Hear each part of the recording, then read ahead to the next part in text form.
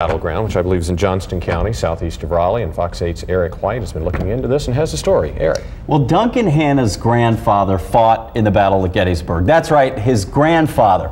The Civil War veteran had a son when he was 57. Duncan was born when his father was 60.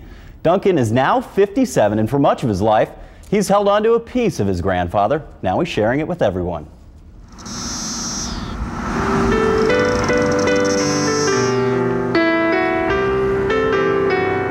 A brutal, brutal fight. The woods were just absolutely filled with the dead and the wounded. July 1st, 1863 started out as a quiet, hot summer day in Gettysburg, Pennsylvania.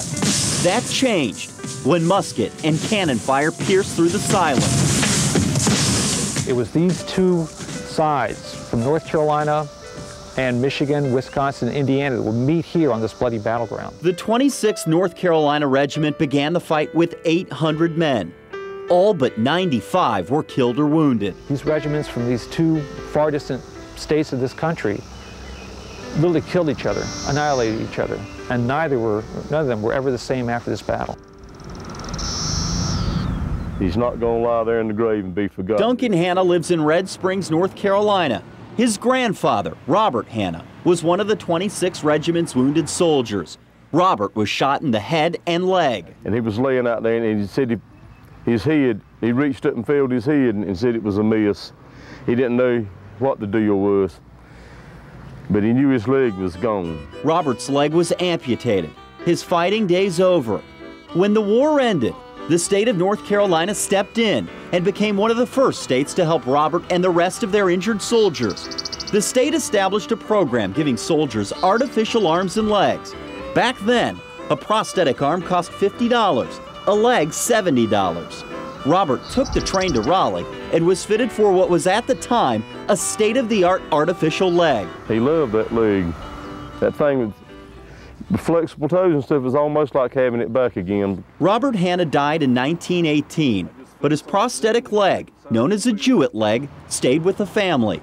Eventually, it wound up in his grandson's Red Springs home, sitting in a closet. That's the reason that one lasted so long. He'd just wear it on special occasions, going to church or square dances and stuff. While the leg sat in Duncan's house, I was calling medical museums and Civil War museums all over the country, and nobody had one. Ansley Wagner works in the North Carolina State Office of Archives and History. Her search for a Jewett leg went on for nearly a decade when, out of nowhere, Duncan Hanna found her. He wrote her office asking for his grandfather's pension records. In that letter, he mentioned the leg.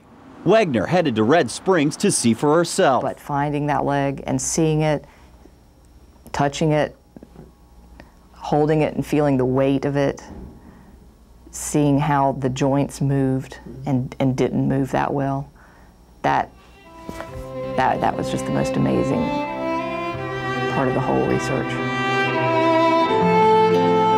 Wagner says she knows of only one other like it. That one's in New Hampshire. Because it's such a rare find, Duncan loaned his grandfather's leg to a museum at the Bentonville battlefield.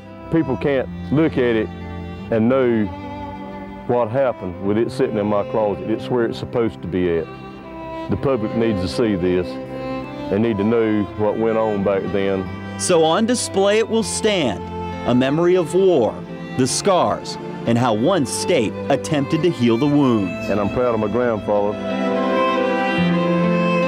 I'm glad that he could be brought back.